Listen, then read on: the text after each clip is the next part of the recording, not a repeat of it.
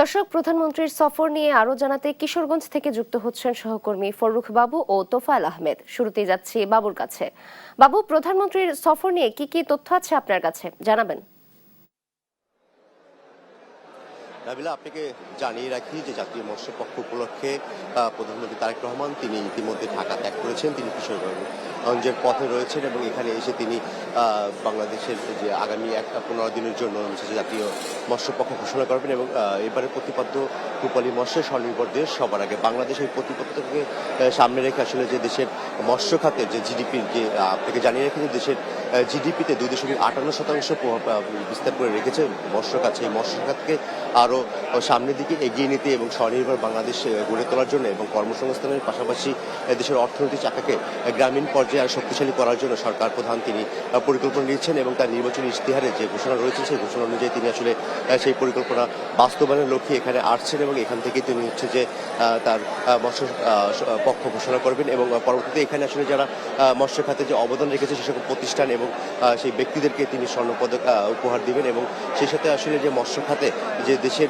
মৎস্য খাত যে আন্তর্জাতিক বাজারে তার গুণগত মান ধরে রেখেছে সেই গুণগত মান এবং স্বনির্ভর বাংলাদেশ গড়ার লক্ষ্যে যে সরকার যে পরিকল্পনা রয়েছে এবং সেখানে আসলে দেশের জিডিপি থেকে শুরু করে আন্তর্জাতিক বাজারে আপনাকে জানিয়ে রাখি আসলে যে দেশের উন্মুক্ত স্থান থেকে যে মৎস্য আহরণ হয় তা বিশ্বে দ্বিতীয় স্থানে অবস্থান করছে এবং সেখান থেকে আসলে সরকার পরিকল্পনা করছে দেশের কর্মসংস্থান যে বৃদ্ধির বিষয়টা রয়েছে এবং মানুষের অর্থনৈতিক মুক্তি যে জায়গা রয়েছে সেই জায়গাটা তিনি পরিকল্পনার মধ্যে রেখেই এই মৎস্য পক্ষ ঘোষণা করছেন এবং ইতিমধ্যে হচ্ছে যে জানিয়ে রাখি যে প্রধানমন্ত্রী তার এর আগেও দুটি কর্মসূচি রেখেছেন এবং সেখানে তিনি হচ্ছে যে এখানে ব্রহ্মপুত্র নদে তিনি হচ্ছে যে মৎস্য অবমুক্ত করবেন এবং সেই সাথে বেশ কিছু হ্যাচারি তিনি পরিদর্শন করবেন এবং সেই হ্যাচারি পরিদর্শন পরে এখানে এসে তিনি দুপুরে 1টা নাগাদ জাতীয় মৎস্য পক্ষ ঘোষণা করবেন এবং পরবর্তীতে তিনি শোলাকিয়া মাঠ সেখানে হচ্ছে যে ছাত্রদল আয়োজিত বৃক্ষরোপণ কর্মসূচি এবং সেই রাজনৈতিক কর্মসূচিতে তিনি বক্তব্য দেবেন এবং পরবর্তীতে তিনি বিকেল 4টা নাগাদ তার কথা রয়েছে যে কিশোরগঞ্জ স্টেডিয়াম মাঠে সেখানে তিনি কৃষক কার্ড,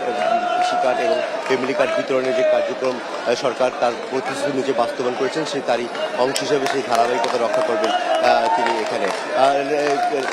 নাবিলা, আপনাকে আরও জানিয়ে রাখি যে দেশের যে আসলে বিশ্ব জাতিসংঘের যে তথ্য অনুযায়ী যে দেশে বাংলাদেশের যে মৎস্য সংগ্রহ এবং সকল বিষয় নিয়ে আসলে বাংলাদেশের যে অবস্থান রয়েছে সেই অবস্থানকে বিশ্বিক বাজারে আরও সুন্দর করে গড়ার জন্য যে গবেষণা এবং প্রযুক্তি খাতে যে মৎস্য খাতকে নিয়ে আসার জন্য সরকার পরিকল্পনা রয়েছে। এছাড়া আসলে সরকারের আজকে যে কর্মসূচি রয়েছে যে রাজনৈতিক কর্মসূচি রয়েছে শোলাকিয়া মাঠ, সেই শোলাকিয়া মাঠে রয়েছেন আমাদের কিশোরগঞ্জ প্রতিনিধি তোফায়েল। আমরা চলে এসেছি তোফায়েলের কাছে। তোফায়েল, সেখানে আসলে ছাত্রদল আয়োজিত যে কর্মসূচি রয়েছে এবং সেখানে বৃক্ষরোপণ এবং সেই শোলাকিয়া ঐতিহ্যবাহী মাঠে তিনি প্রধানমন্ত্রী সেখানে হচ্ছে যে তিনি পরিদর্শন করবে। এখানে আসলে যে বিষয় রয়েছে এবং সেখানে একটি সেই সকল বিষয় নিয়ে আসলে ওখানে প্রস্তুতি আপনি কেমন দেখছেন এখন তোফায়েল? বাবু, ধন্যবাদ আপনাকে। আসলে আপনি যেমনটা বলছেন, কিশোরগঞ্জে কিন্তু আজ মাননীয় প্রধানমন্ত্রী তারেক রহমান কিন্তু আগমন করবেন এবং এটাই কিন্তু তার ত্রয়োদশ জাতীয় সংসদ নির্বাচনের পরে কিন্তু তার প্রথম প্রধানমন্ত্রী হিসেবে কিশোরগঞ্জ সফর।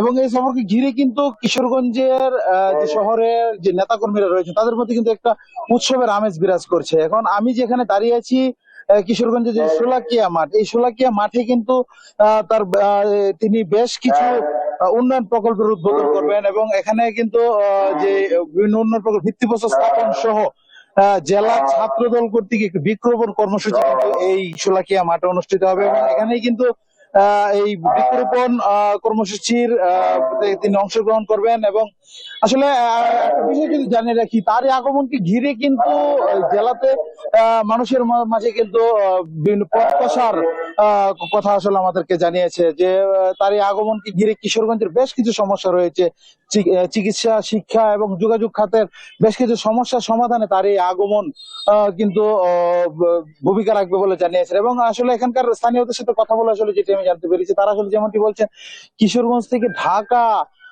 যেই রাস্তাটি রয়েছে সেটি ডাবল লেনে উন্নতিকরণের একটি দাবি কিন্তু কিশোরগঞ্জবাসী রয়েছে। এছাড়া কিশোরগঞ্জ থেকে ঢাকার যেই রেল যে রুটটি রয়েছে সেই রেল রুটটিও উন্নত করার জন্য কিন্তু এখানকার মানুষের একটা দাবি রয়েছে। এছাড়া কিশোরগঞ্জের যে একমাত্র শহীদ সৈয়দ নজরুল ইসলাম মেডিকেল কলেজ রয়েছে সেটি চিকিৎসার মান বাড়ানোর ক্ষেত্রে প্রধানমন্ত্রীর কিন্তু হস্তক্ষেপ কামনা করছেন স্থানীয় মানুষ। এবং এছাড়া এখানকার সার্বিক নিরাপত্তার কথা যদি আমি আপনাদেরকে যদি বলি, যে এখানে শোলাকিয়া মাঠে কিন্তু বৃক্ষরোপণ কর্মসূচিতে অংশগ্রহণকে ঘিরে প্রধানমন্ত্রীর এই আগমনকে নিয়ে কিন্তু ইতিমধ্যেই যে নিরাপত্তার চাদরে কিন্তু ঢেকে দেওয়া হয়েছে। এবং এখানে মেটাল ডিটেক্টর সহ আর্চ সহ বিভিন্ন যে নিরাপত্তা সরঞ্জাম কিন্তু ইতিমধ্যে এখানে নিরাপত্তা ব্যবস্থা কিন্তু গ্রহণ করা হয়েছে। এবং